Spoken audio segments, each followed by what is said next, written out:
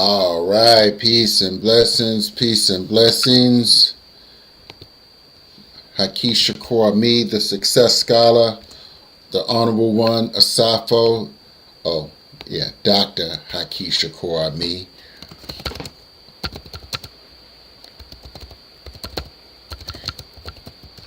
Let me put that question out there.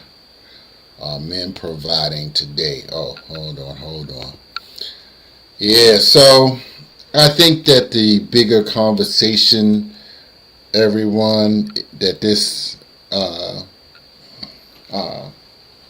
need to happen. I hope you all are well.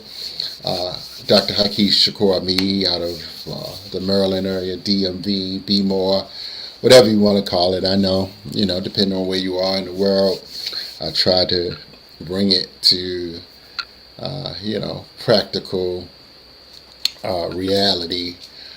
But there's a lot going on, of course, that I feel that I need to address. And sometimes, I'm just reflective. I'm very reflective, and fortunately for me, I'm, having some. Oops, darn it! I'm pulling my cable out.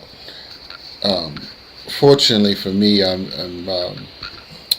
truly having many more accomplishments over recently, and so like really building up and growing. And so what I wanted to do, for instance, is to, and this is, I'll just make this message for men, Baltimore men.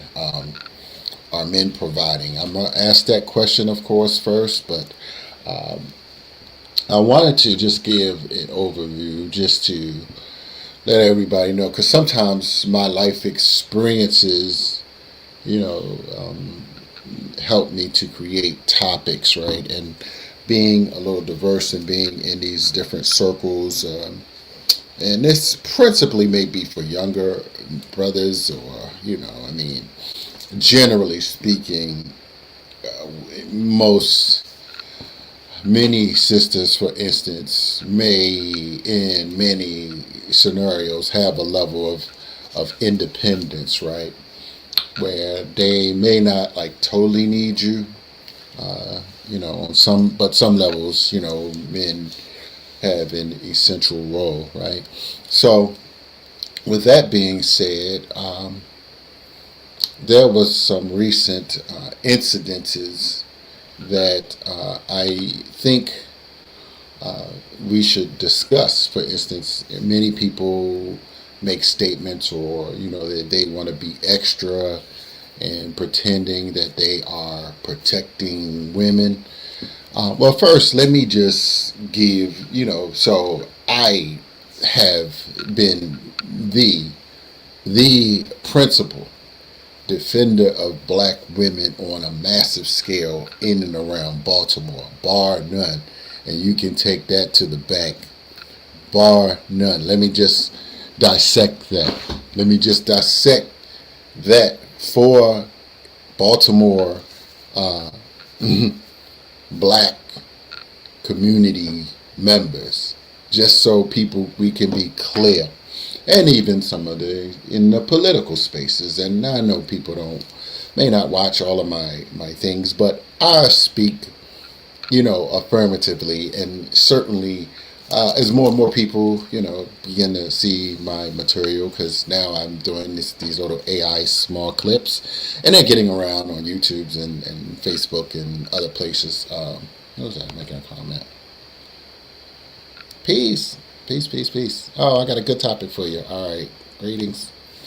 Yeah, listen and sis. So, one of the things I wanted to just share, and this is going to be a really deep discussion, because, being very well adaptive, shall I say, that I believe that I am, just a very well-rounded, thinking, organizing, sort of, power player, and scholar of sorts. I feel that I could go from both experience as well as research, but also appeal to common sense, right? Appeal to some historic realities, some cultural realities, but some, definitive realities, right? So,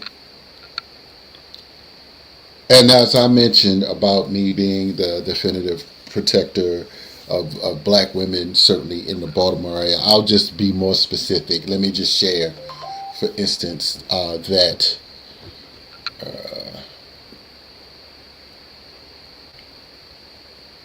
okay, all right, well, it's okay, all right, well, that settles it. Okay, all right, so here's the thing. We, I'm sorry, over the past few years, there have been many people, for instance, that have attacked some of the previous black mayors. Mayor Dixon, Mayor Pugh, and Rollins Blakes, calling them everything but a child of God. You black men in Baltimore, you black men in Baltimore, you were quiet. You've been quiet for the past few years when people were calling these black female mayors hoes, sluts, freaks on the radio. Over the radio. Yes, on 1010 AM, on 1590 AM. They've been called everything. Prostitutes, like by the 4Ds. Right? So, you cannot pretend, for instance, that you are the protector of black women, and you have allowed for one of the top black women, the top 3 black women over the past 15 years, 10, I don't know how long collectively they've served, but you cannot pretend that you are a defender of black women, right? And no one has called these men out, the 4Ds. So that's first and foremost. Let me just precursor that. But so next, sometimes, for instance, you have some insecure sisters running around playing victim and having a level of jealousy, envy that is like unheard of. And I'll give you this example. Last year, again, history making Dr. Haki Shakur Ami made the move, made a call after, for years, I was asked to do a Malcolm X bus trip, for years, to go and take a bus honoring the legacy of Baba Tunji, Elder Baba Tunji, right? So I didn't do it for years, but people kept asking me. Why were they asking me? Because I was sort of perceived as like the cultural center, the cultural consciousness and community, 3 C's, center in the Baltimore area, right? So, and just, that comes from my studies at Everyone's Place and me presenting at the State of the Black World Conference and the Mandela Fellows, bringing that to Baltimore, the, what else? At the, what was it? The different Kwanzaa events and the, whatever. I mean, it's whatever. But the point is that people ask me to do this, right? And for years I put it off. And I said, you know what? For the 100th year, I'm gonna push. I'm gonna do it if it's just me and a few others on the bus. If it's just me and a few others on the bus, I said, I'm going to go. I knew there would be a significant amount of people. At first, I was thinking about costs and like, all right, but I just said, you know what? I'm a hustle. I'm gonna get the money, whatever it costs. whoever can't afford it or whatever, like, we gonna fill up this bus and we gonna go, right? And there was some drama with this derelict ass bus driver, and the bus was ridiculous. I mean, you try to support your own, your own black businesses. Try to get a black bus driver, but it was just a messy situation. So I certainly, that wasn't. I mean, look, when you are stepping outside of your scope, for instance, and you're doing something that you don't usually do, you may miss certain things.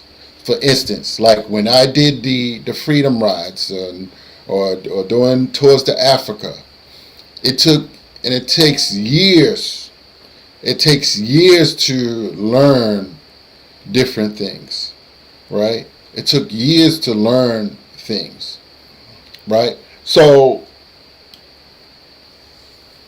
with that being said, there were some errors made, but let me tell you what happened before.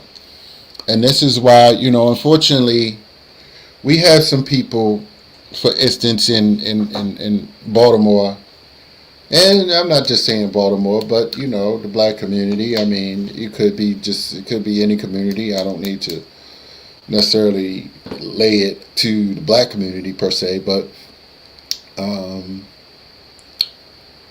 that don't have good interactive skills. Like, they don't necessarily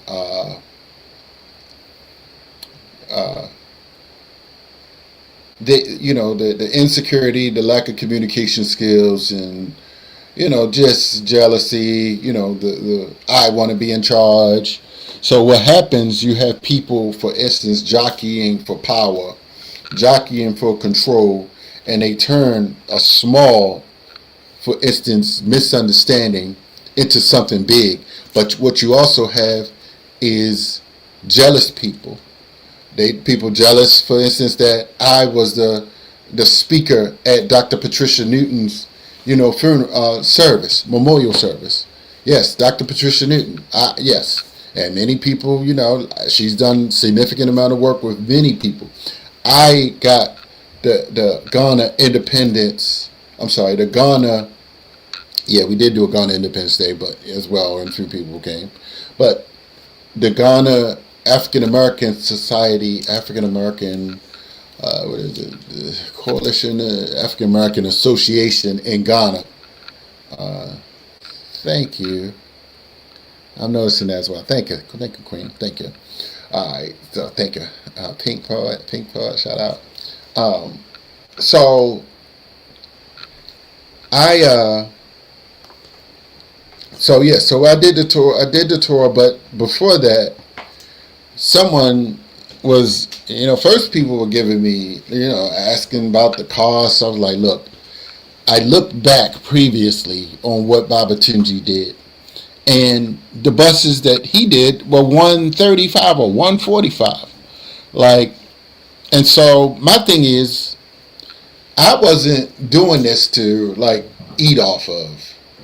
Like, listen, I mean, I'm not, like, fortunately I do all right enough.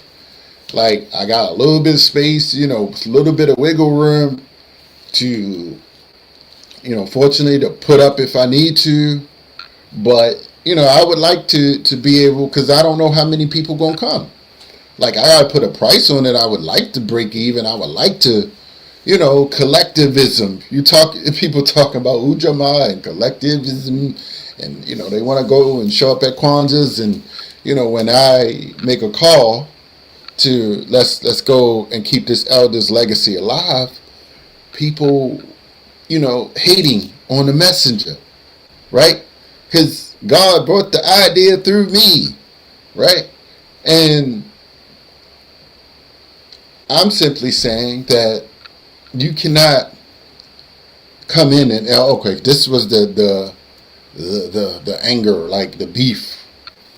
Well, when Babatunji did it, we would go to Sylvia's, and because I was saying something, so I was trying to time this year's event based upon possibly going to a few places. So I was like, all right, I will consider, let me try to do some sandwiches earlier, and let's see if we don't need to stop. If we could put some sandwiches underneath the bus and maybe keep it going so that we can keep up for the 100th year thing. So somebody didn't like that idea, went back and, just bitter and, angry. And, he trying to steal. What? Was it stealing? I can't remember, but somehow the word was suggested that that I don't know if it was stealing or he trying to make money or whatever, like. And I was gonna put everything in back, like just break even, just everything, where it was to go back in. That was my goal. Like, look, I mean, it's a history making thing. Somebody had to do it. Somebody had to make the call. It's like everybody claimed they loved Malcolm, and I knew it was going to attract some type of people. I knew it was going to attract some type of people, because let me just say, Malcolm, God bless him, but he came from prison, and many individuals were inspired by that. I never been to prison, thank God. But there's still some insecurities going around. That's why I try to give my brothers that come out, like I've been like a big supporter. I mean, I went in the prison, the baby bookings, and I'm sorry, not to call it baby bookings, and adult jails, like, not like a lot no more, but I've been there on a few occasions, definitely to baby, the child, juvenile justice center, I'm sorry. So that's what you have. And, like, look, I mean, if, for instance, and that's where, when people truly respect you, right? When people truly value your vision and have a peaceful, sincere, open mind and heart, they can come in peace. But if you just popping off, after somehow, if I just kind of mention, like, and then, like, if, and that's why I'm just like, look, some of these people, they are a little wild, y'all. They're a little wild. They will wild out over a couple dollars, right? And so I know, some people, they and they'll use that. They'll use that, as like a takedown strategy. But I mean, like, that's like really, that's crazy. And that's where it's like the jealousy, because I did the 100th year Malcolm X, and I'm not doing it this year. I'm not even going to do it. No, I am not. I got a sister calling me from South Carolina. She's just like, brother, you have to do it. Brother, you have to do it. She said, I know there's going to be a sister that come into your life and help you, brother. I see it. Just keep going. Just keep doing what you're doing. I know what you've been doing for the past 10 years. I saw what you did. When we did the Dr. Welsing thing, over 350 people, came. I saw, all the things, what you've built up over the years. And although I haven't been there, I know that the community loves you there. I talk to people. And so, and that's a sister who we used to do the drumming and dancing at Samuel Coolidge Taylor Elementary School. So, and that's the thing. It's like, look, I don't live my life to be, to have drama, right? I mean, over something so, and I mean, something that could have been just like handled. Like, I'm not beefing over this, like, for real. It ain't that serious. I mean, you worry about me thinking I'm going to get a one-time break off from this trip. I'm like, you know what, man? I really got to expand my network. I really have to get around some wealthy people, be intentional about being around some 6 and 7 figure earners so that people not thinking like in a scarce mentality. If we gonna do something and share in an operation, man, I am down for sharing and giving. I've sacrificed like years, decades, giving and contributing, supporting various businesses, working my tail off.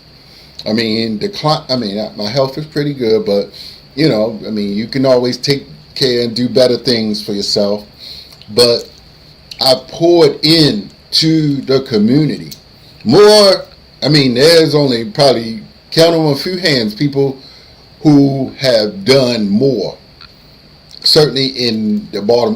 Now let me just preference that because I did leave and I went into the Navy for 5 years and then got out and was working from age 30. And so I didn't like live in Baltimore the whole time. I, kind of was in Prince George's County like a lot of that time. So I know some people perhaps, and even in these political spaces, they've been doing this for 20 years. But I would say certainly over the last 10, 11, 12, I've been, I never like totally was gone, but, I missed a lot, from being in Prince George's County a lot, right? A lot more. But over the past at least 10 years to 11, 12, I've been back here, like on a more regular basis. So,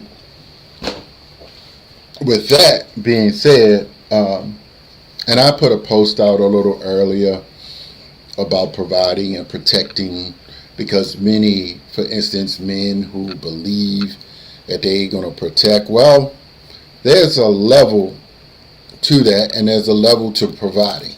And I wanted to just break that down. See, how I think is how I want many other brothers to think, to begin to think, right? Because we, for instance, if we're being couples in this society and we are, we have to look at ourselves, and this is a point I want to make, like we're prisoners of war.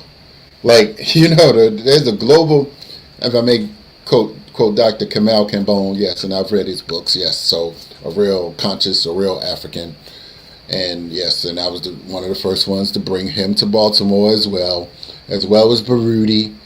Many people wouldn't know Baruti if it wasn't for me, and shout out to PKV because they brought him to DC first, and I started bringing him to Baltimore. No disrespect to anybody that did anything with him later, but I got his books out to a lot of people that didn't know him. All of his books, brought him here, on more than one occasion, DC and Prince George's County and Baltimore, with my previous significant other at the time. So I've had some halfway decent. I'm sorry, I almost say halfway decent, as if they weren't decent, but I've had some levels of support that I'm grateful for, and I'm sure that they have, or they should be grateful for me because I was gainfully employed and helping them pay their bills. Although I have a house that my father actually lived at, and so it balanced out a little bit, and I didn't charge my father top dollar, so I wasn't like making like money on the place, so I didn't put money back into the house a whole lot. It was just basically breaking even. So but that's what you do for your family, right? Maybe some people don't know that or appreciate that, but yes, that's what I was blessed to be able to do. My father, I don't know if he understands that bills, and he didn't pay like the water bill either, so he just paid the gas and electric. So although he could have, of course, and this is where family maturity and discipline and really thinking like economic adults, right? This is how adults proceed in the world. And I mentioned before, like that prisoner mentality. We have to see ourselves. If you are a couple, like just think how it was before all of this technological education, job and career and business. You had to get out and what's the term? You ate what you eat, what you hunt. If that was the term or something to that effect. But you got to get out here and do something truly for self. Now that don't mean selling incense on a corner. Like, I mean, just people wanna think they gonna say some quotes and quote somebody, because I've tried to do that. I had a store on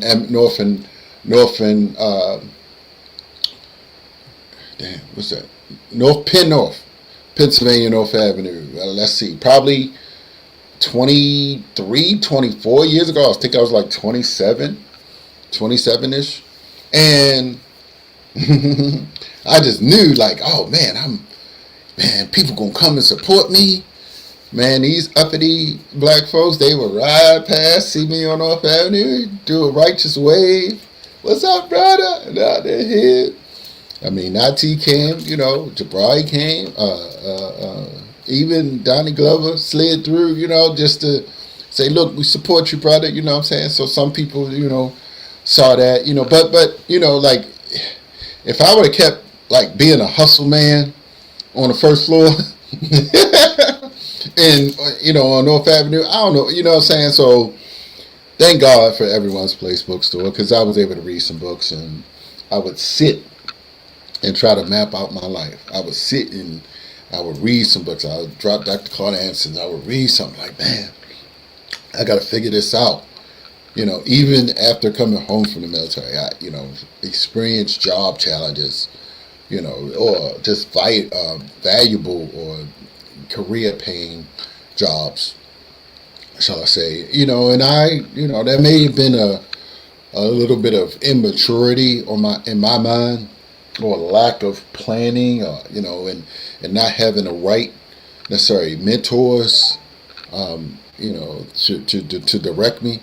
And so when I come, for instance, into people's lives after reading the books that I've read, gone to various conferences, the Black Enterprise Conference, the Power Networking Conference, 6-7 years to the Power Networking Conference, and the when the NAACP conference came here, or the Urban League conference came here, I was there. I was getting knowledge, like, so I mean, the books that I read. So I'm not saying, here's the thing. It can be difficult, for instance, for some sisters, and some sisters that may be a little insecure, to listen to a black man who is well traveled, well rounded, well read, and just focus and discipline. Because again, most, even men, for instance, may be a little insecure about their abilities in this global system of racism, white supremacy, that's aimed at emasculating. Yes, thank you. Economic adults, thank you. Yes, we got to think like economic adults. Absolutely, appreciate it. And that's what I mean by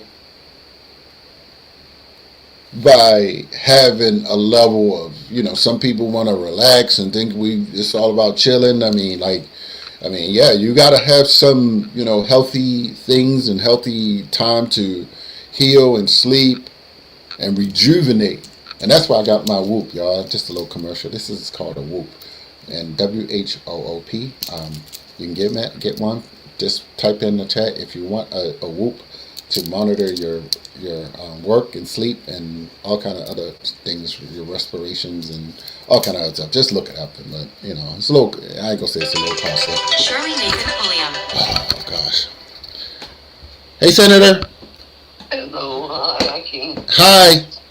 I need your help really bad. Tomorrow? I finally got a buyer. for my house. Oh, great, great, great. I have to go out of there tomorrow. All right, yeah, I called you I today. signed. I signed for the house in the morning, and they sign on Friday morning. Okay. But I have to get the rest of my stuff out of the house. Oh, You know, okay. All right. tomorrow. Tomorrow. I got a doctor's appointment at 10, and then can I call you about 11? But 11, that'd be good. That's good. Okay. I'm signing. I'm signing at the 10:45. I'm signing the paper, so I guess I've been tied up in there till about 11:30. All right. And Well, then that'd be good time to call me. okay. To call me. I just need. I just need some help. I'm gonna Okay. check with the people here in the morning to find out if I can rent a space for 3 months, so I can pick up the boxes, Okay. bring them and put them in here. That's what I need to do. All right. So let me call you. Let me call you at 11 o'clock. Okay, all right. Thank you, All right, Senator. All right. all right, darling. You, Did you send me Mr. Burris's number? I will. I thought I did, but they're gonna call me. The Blazers are gonna call me. Okay. But yes, All right. I'm working on it. I'm on it. Okay. Thank you. All right. Bye. Okay, bye-bye. Sorry, y'all. Sorry, y'all. My sister's pink poet. That was Senator Shirley Nathan Pulliam. She got a buyer for her house. Shout out to my Senator Shirley Nathan Pulliam. All right, she's doing it up, so I gotta go. And so she, oh man, I don't know what she's doing. She gonna have me doing some labor, but it's all good. It's all good. She gonna have me doing some labor. Um, so, blah blah blah. Let me say that. Oh no, it's all good. I ain't worried about it. It's all good. It's all good. Yeah. No, I'm cool. I'm cool. It's cool. That was a simple thing. I knew what she was calling for, so it was no thing. But yeah. Um, so where was I? I was saying about hunting and just really truly understanding, what it truly takes. Like, I mean, in terms of focus and discipline. And, and I posted something. I said, look, as long as, for instance, your sister don't have champagne taste and beer money, I mean, so what you have, for instance, is, I mean, there are definitely class dynamics that exists in some, excess materialism, in this Western society, this Western culture where, I mean, now I want to invest in healing things. Like I want to be healthy. So that's what, I'm going to be, spending my capital and cash flow on so that, I can live longer, right? So I'm not looking old, looking crazy. You need some quality foods. Your pumpkin seeds, your pumpkin seeds. For those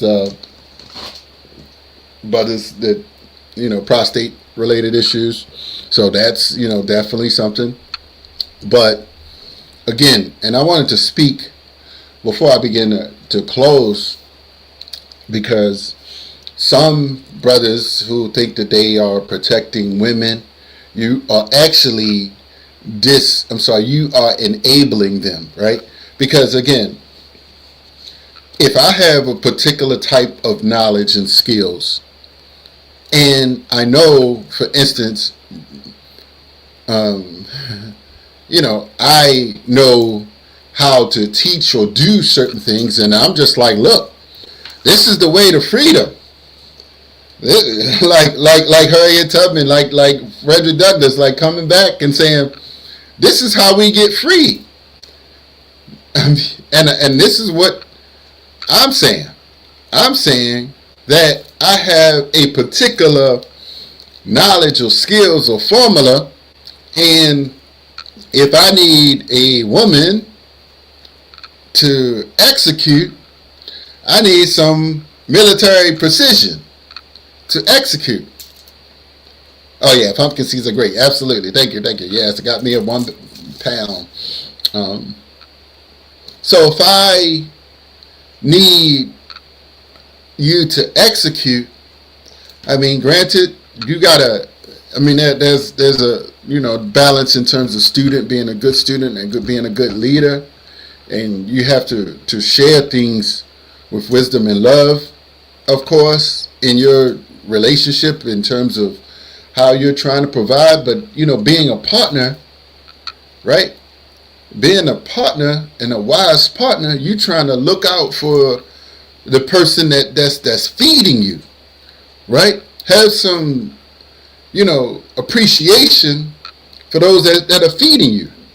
Don't go and get upset because you couldn't. It's like I'm Lamar Jackson, and we've been training, and I'm telling you, look, like, all right, this has to be the play, right? I mean, that's why coaches get fired, right? I mean, and sometimes the players get fired. But if I'm saying, look, this is the play we got to run to get free, to have food, to have clothing, to have shelter, like it reaches a point where it's you can say things like kindly and with love and try to I don't know, do a video about it, write it on a whiteboard 10 times for you. You can do a little bit of all of these things. But if someone may not have a level of confidence or they can't see the vision and it's comprehensive, I mean, because some people will talk about a vision, but it really is not based on like any path, any practical, realistic path. And in business, they have what you call benchmarks, right?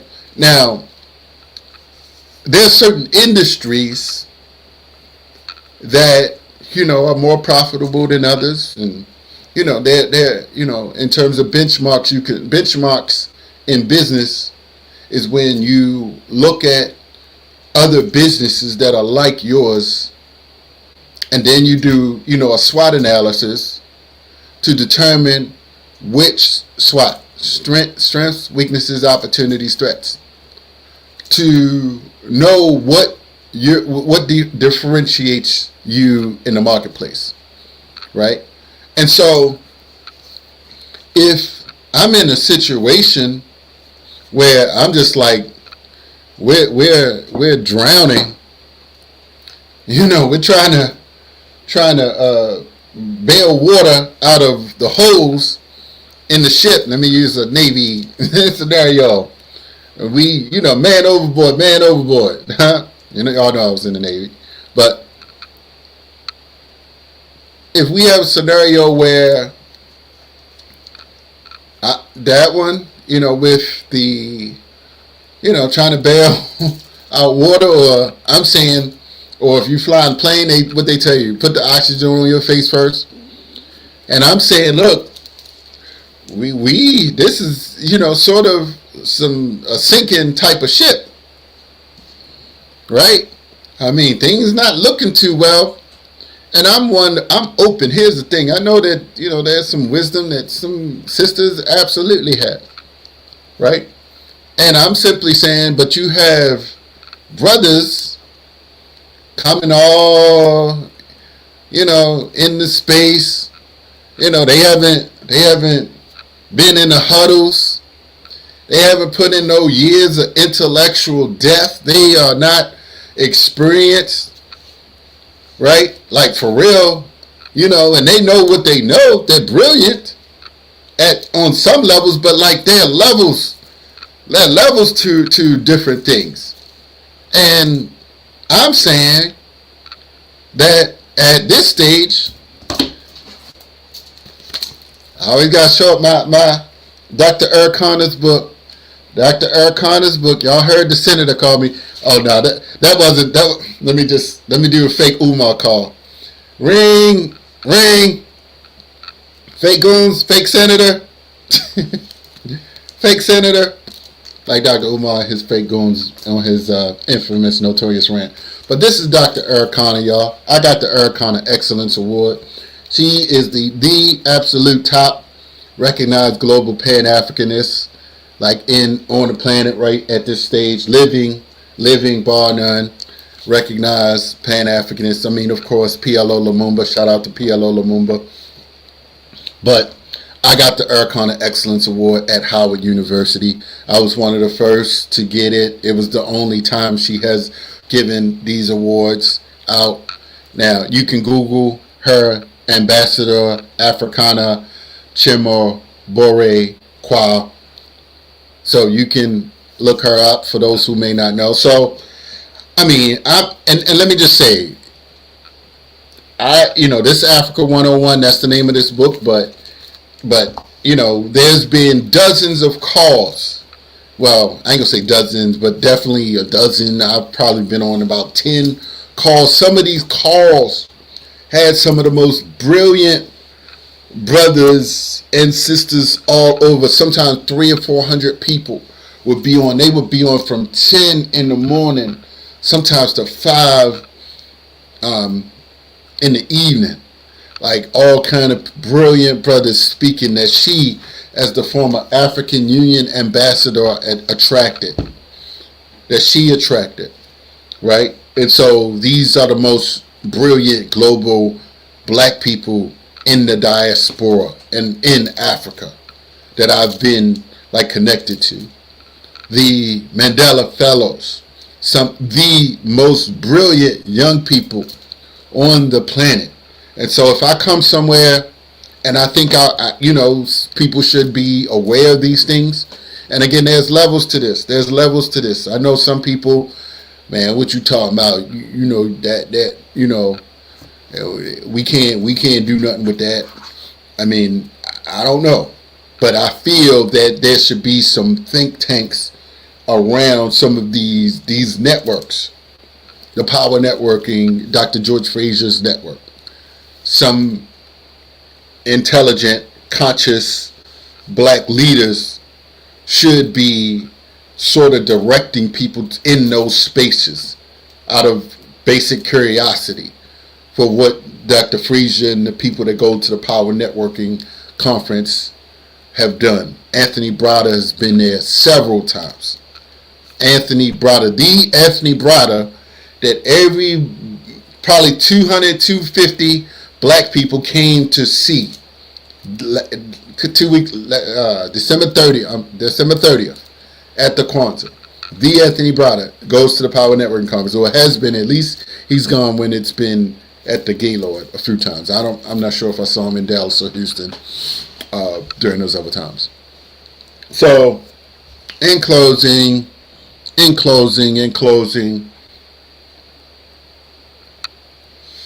in terms of producing and providing, you can say you protecting, I said producing, but protecting, if you're not talking about providing, like for real, and you executing on your mission and executing with sisters or teaching sisters how to fish, right? What they say, give a man a fish, give a woman a fish, give a child a fish. I'm just paraphrasing. They'll eat for a day, teach someone how to fish, they'll eat for a lifetime. So that's what the dynamic is in this society. And you need, community. You need allies, right? And we cannot have people with dumb business ideas or grandiose business ideas and nobody to finance them, right? And so what I'm simply saying is, if you are protecting, intellectually speaking, you have to be thinking about global business. How many black folks were at the I watched it online. The Greater Baltimore Black Chamber had something at the Reginald Lewis Museum just recently. It was more dealing with MBE, but lots of black businesses were there from the Baltimore area. Unfortunately, I watched it online. I was, working that day. But see, people divide each other based upon, I don't have no business, or I'm a consumer, or I'm an employee. Like, sometimes we gotta do more than our jobs, right? Sometimes we have to do more than just I'm just a business person. You have to also add the community, the culture dynamic to all of that. And so, what I'm saying is, don't come in spaces trying to be the intellectual giant in business affairs if you don't have no global understanding. Like, these things are complicated, brothers and sisters. These things are complicated. You know, trying to establish global operations. And if you haven't been on none of these calls and heard these stories, your experiences. I mean, I used to take notes. Some of the people would be on there dropping jewels. I mean, that took my learning curve, transformed my learning curve from meeting all of these people. That speeded up my learning curve more than somebody just reading something at everyone's place, is what I'm saying. And I've done that. I've read the books at everyone's place more than most folks, and got the books into other people's hands. That's right. As Brada said, everyone's place is the largest black bookstore on the East Coast. I pay my dues there. It's like I always tell people, if you come into Baltimore, I'm taking you to the bookstore. I'll take you to the bookstore. There's this Rocky clip with him and Apollo Creed. Where you take him at? Where was Apollo Creed from? But anyway, Apollo Creed took him to where he trained at. He said, "Look, this is where you train at. Look at that eye of the tiger, right?" And that's why I might have to go back to everyone's place. I just went to the gym today. Pink Poet, you'll be happy I was doing the treadmill. I did the Stairmaster. So I came back. I'm drinking my good tea right now. I need some juice soon. But I'm simply saying that we have to know what we know, right? And so I'm not, here's the thing, y'all. When I mean, and again, there ain't no disrespect. I'm not asking for, it's not like people, I'm dictating orders. This is a volunteer army, if you will, right? But I know that in a volunteer army, the respect and reverence and appreciation for the quality and intellectual depth and the maturity of the leader, of a leader, I ain't gonna say I'm the leader, but a leader has to have some level of respect there. And so I can't, and I'm learning. Like, and I'll give you this example. I was in Annapolis today and had some people, for instance, that they just can't see me as being anything or somebody worthy of any respect. And I mean, and I'm just like, look, if you can't keep up, you can't keep up. I'm not, like, this just one angle for me. This just one lane. I'm not gonna be stuck here. And as I continue to gain my confidence, because yeah, I'm 2026. I'm sort of popping off. Like, I'm ready to go to another level, right?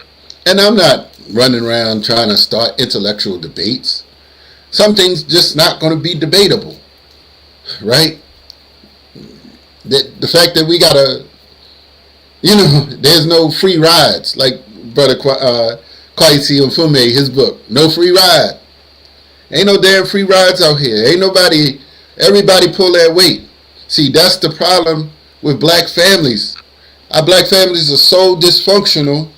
You have people coming together, and I posted something. A few people liked it. I mean, a few people liked it. You have black families that will come together every single year, and you have people struggling and barely getting by. You don't know where they live, how they live, but they showing up for somebody's holiday, and you don't care. You just gonna have a seat and eat and watch some damn television. You ain't talking about no strategy. See, I come from a school, Dr. Welsing, nearly Fuller, and if you're not coming together to solve the problem of racism, white supremacy in this global world, which comes with, production, owning your time, gaining freedom, defining freedom. What is freedom, right? If you aren't engaged in those type of conscious cultural community activities, you wasting a lot of people's time. I mean, and some people are just comfortable with wherever they are in life, and I get that. But some of us, simply have, much is given, much is expected, right? So I'm saying I'm going to expect more out of myself, and if I have to be the one-man soldier out here to make it happen, but I'm confident because my maturity and experience has reached another level. My communication temperament and abilities to work collectively and cohesively has improved, right? But sometimes you got a fire going on. You gotta get it out. You gotta make it happen, right? So I'm simply saying that we need to grow collectively, and please respect. Put a little bit of respect on my work, and maybe you don't have to, and that's fine too. And I just don't have to be around some of these spaces like that. But I'm feeling, I'm being intentional about my growth. I'm being intentional about building something and ensuring that those around me aren't just falling off. Like, you cannot be, around me and just keep falling off and keep accepting substandard living as acceptable.